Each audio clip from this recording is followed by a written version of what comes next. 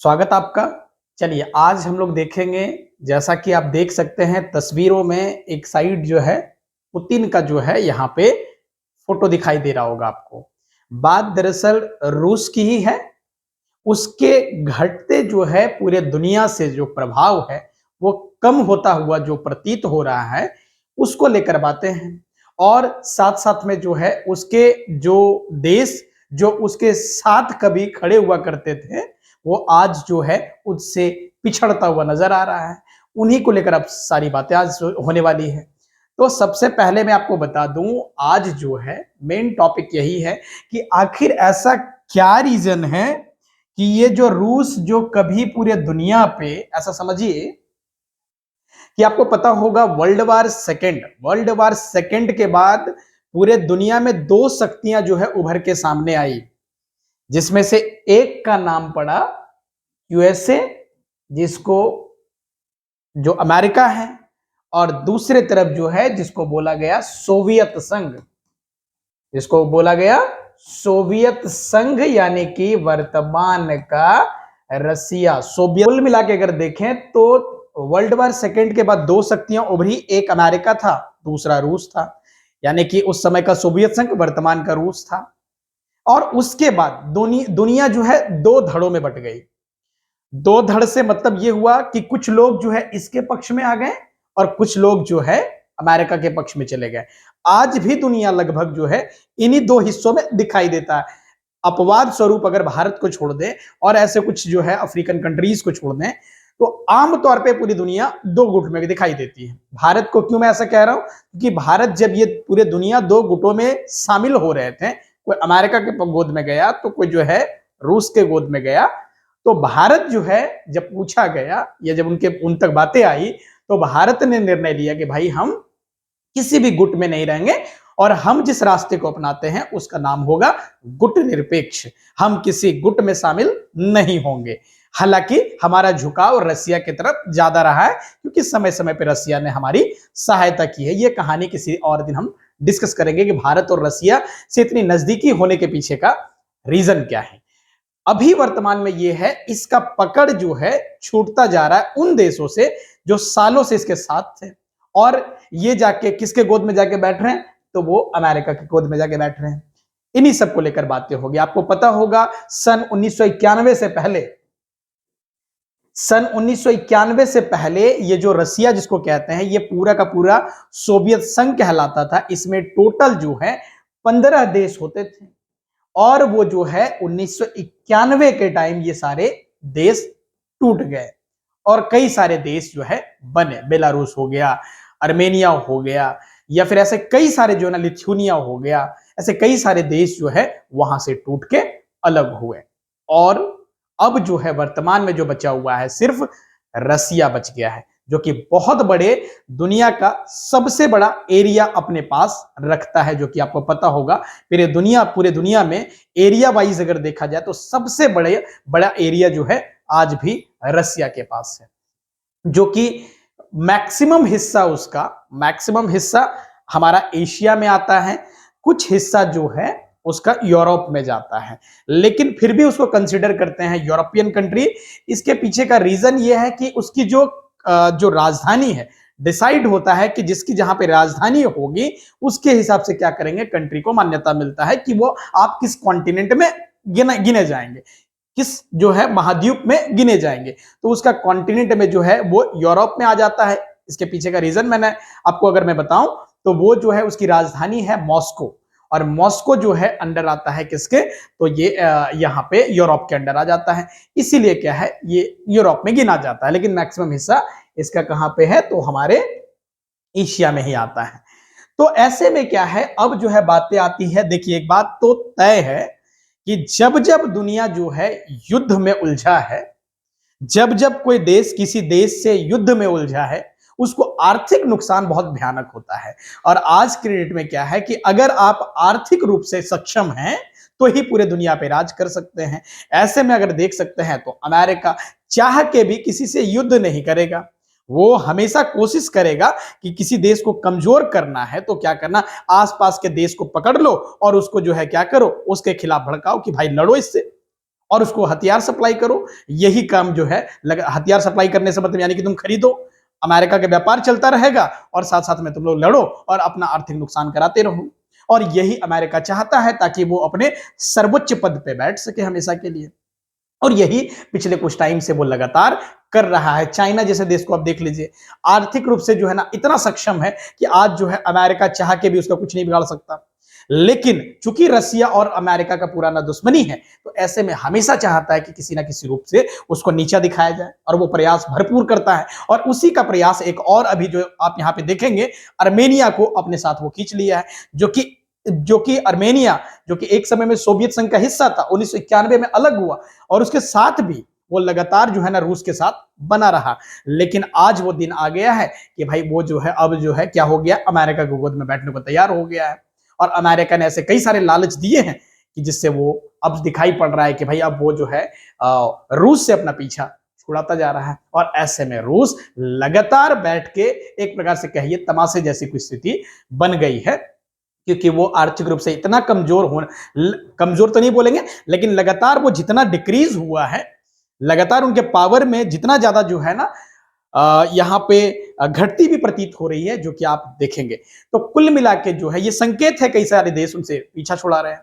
तो ऐसे में जो है जो एक समय में पूरे दुनिया में बोलबाला जिसका था, आज जो है उसकी स्थिति दयनीय होती जा रही है। देखिएगा यहाँ पे जैसा कि मैंने आपको बताया कि पिछले कुछ सालों से लगातार रूस और यूक्रेन का युद्ध चल रहा है।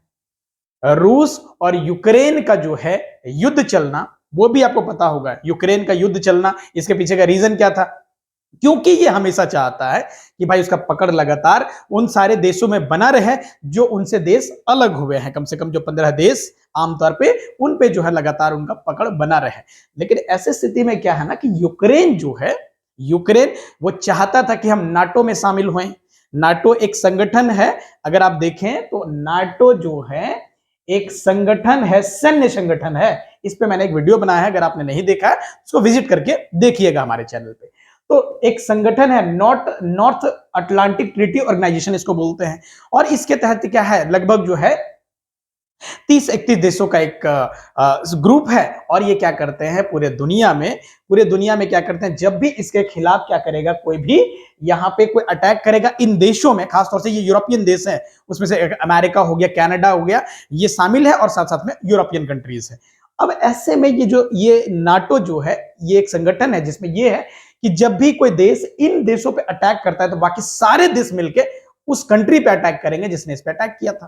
तो ये जो है इसका मसला है। तो यूक्रेन लगातार जिद कर रहा था कि भाई हम इसमें शामिल होंगे, लेकिन रशिया बोल रहा था भाई हम जो है ना तुम्हें शामिल नहीं होने देंगे। और उसी का परिणाम है कि आज जो है ये लगातार युद्ध जो है अभी खत्म होने का नाम ही नहीं ले रहा है। और इससे रशिया एकदम से जो है वो लगातार जो है उस पर प्रभाव बनाया हुआ है, लेकिन जो आर्थिक रूप से नुकसान तो बहुत ज्यादा हो रहा है।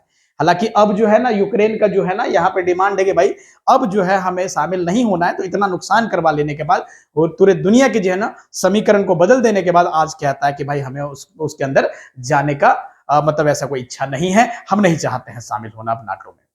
ये बातें हैं। तो कुल मिला के रशिया युद्ध में उलझा, जिसका लाभ अब अमेरिका यहाँ पे लगातार उठा रहा है। अगर आप देखें तो ये बातें लगातार आप समझ सकते हैं कि किस तरीके से दोनों के बीच यूक्रेन और जो है यहाँ पे रशिया के बीच लगातार का युद्ध है वो परिणाम कितना घातक हुआ।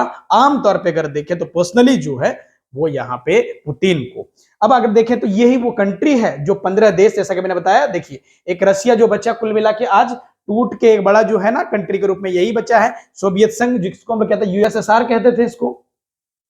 तो ये जो है सारे कंट्री अब देखते हैं, एस्टोनिया हो गया, लातविया हो गया, लिथुनिया हो गया, बेलारूस हो गया, यूक्रेन हो गया, मोल्डोवा हो गया, जॉर्जिया, अर्मेनिया। बात आज करेंगे अर्मेनिया की, इसके मतलब इससे जो ना छूटता जा रहा है। और इससे पहले देखें यूक्रेन जो कि इसी का सदस्य हुआ करता था सोवियत संघ का, आज जो है लगातार युद्ध जो है दोनों देशों के बीच चल रहा है। ऐसे में देखें तो अर्मेनिया को लेकर आज बात होगी। इसके अलावा देखें अजरबैजान हो गया, कजाकिस्तान हो गया, उज्बेकिस्तान हो गया, तुर्कमेनिस्तान हो गया, किर्गिस्तान हो गया, तजिकिस्तान, ये सारे कंट्री जो है ये सब जो है सोवियत संघ के हिस्सा हुआ करते थे। और आज देखें तो सबके साथ जो यूनाइट हुआ करता था सालों से, अगर आप देखें अर्मेनिया जो सालों से अच्छा संबंध रहा है, किसके साथ, टूटने के बाद भी रसिया के साथ अच्छा संबंध रहा है पिछले 35 सालों से, उसका अलग हुए लगभग 35 साल हो गए, लेकिन जो है लगातार उनसे जो है ना, एक लैंडलॉक कंट्री है, अगर आप देखेंगे ये कंट्री जो है ना लैंडलॉक कंट्री है, इसमें कोई जो है ना वैसा सी जो है ना बॉर्डर इनको मिलता नहीं है। तो यहां पे क्या है, ये जो कंट्री है लगातार डिपेंड रहता है किसके ऊपर, तो रशिया के ऊपर, सारी चीजों को, मतलब मैक्सिमम चीजों को लेकर रशिया पे डिपेंड रहता है। लेकिन अब ये डिपेंडेंसी अपना कम कर रहा है और अमेरिका के गोद में जाने का निर्णय ले लिया है। मुद्दा क्या है अभी थोड़ी देर में समझेंगे। उससे पहले देखें तो किस तरीके से अमेरिका यानी कि जो है ना अर्मेनिया का जो है ना रूस के साथ किस तरीके से व्यापार यहां पे रहा है, आप यहां पे देख सकते हैं।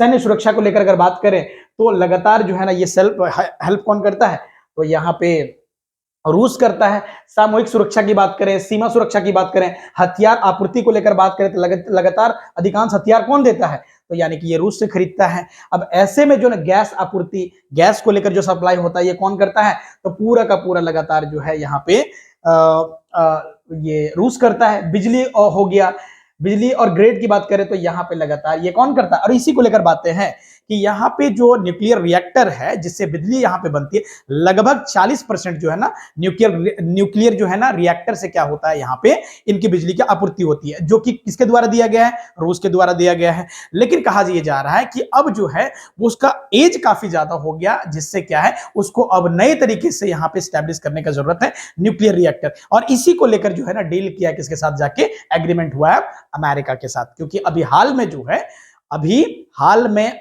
जो अमेरिका के जो उपराष्ट्रपति हैं वो जो है अभी यहाँ पे अर्मेनिया पधारे हुए थे कुछ दिन पहले, और ऐसे में दोनों के बीच मतलब डील हुआ है ये यहाँ पे न्यूक्लियर रिएक्टर को लेकर। तो ये लगभग 35 साल के बाद पहली बार जो है कोई अमेरिकन जो है अगर उपराष्ट्रपति की बात करें या कोई भी जो है ना एक आमतौर पे यहाँ पे विजिट किया है अर्मेनिया में, और जो कि डील हुआ है न्यूक्लियर रिएक्टर को लेकर। क्योंकि जो है एज के साथ क्या है, इसकी जो है ना यहाँ पे बिजली जो न्यूक्लियर रिएक्टर था उसका यहाँ पे पावर कम होता दिखाई दे रहा है। अंततः जो है ना इसने डिसाइड किया कि भाई हम अमेरिका से क्या करेंगे, यहाँ पे चाहते हैं कि हम ये एग्रीमेंट करें, और अंततः जो है ये बातें हो गई है। यूरेशिया आर्थिक संघ और निवेश की बात करें तो दुनिया भर का जो है ना आर्थिक और व्यापार अगर ठीक ठाक देखें तो कुल मिला के यहाँ पे जो भी सारी चीजें देख रहे हैं ये ज्यादातर शिक्षा और प्रशिक्षण, अगर देखें अर्मेनिया खुफिया और सुरक्षा कर्मचारी रूस की FSB अकादमियों से प्रशिक्षण लेता है। तो कुल मिला के अगर देखें तो इन सब बातों से साफ दिखाई पड़ रहा है कि अर्मेनिया मैक्सिमम डिपेंडेंसी रखता है किसके ऊपर, तो रूस पे रखता है। अब इसी को लेकर यहाँ पे रूस परेशान है कि भाई अब अर्मेनिया हमारे हाथ से फिसलता जा रहा है। अगर देखें छोटा सा देश, लगभग 30 जो है लाख की आबादी रखने वाला एक छोटा सा देश आज जो है उस पे भी अपना पकड़ बनाने में ये सक्षम नहीं रहा, ऐसा लगातार जो है यहाँ पे न्यूज में दिखाई पड़ रहा है। कुल मिलाकर अगर बात करें तो ये सारी स्थितियां जो कि आप यहाँ पे देख सकते हैं। अब अगर हम बात करें तो ऐसे में जो बात हुआ यहाँ पे, अगर आप देखें यहाँ पे समझे तो इस तरीके से, वैसे आपको पता है अर्मेनिया कहाँ है, तो मैं आपको बता दूं, ये देखिए ये आपका पूरा रशिया दिखाई दे रहा होगा, ये रशिया, ये सारे देश जो टूटे हैं, यूक्रेन देख सकते हैं, बेलारूस देख सकते हैं, ये सारे पोलैंड हो गए, यहीं पे आपको दिखाई दे रहा होगा। यहाँ पे अगर आप देखें तो एक देश है जिसका नाम है अर्मेनिया, यहाँ पे मैं आपको डिटेल में भी दिखाऊंगा। यहाँ पे एक देश है जिसका नाम है अर्मेनिया और बात यही की है।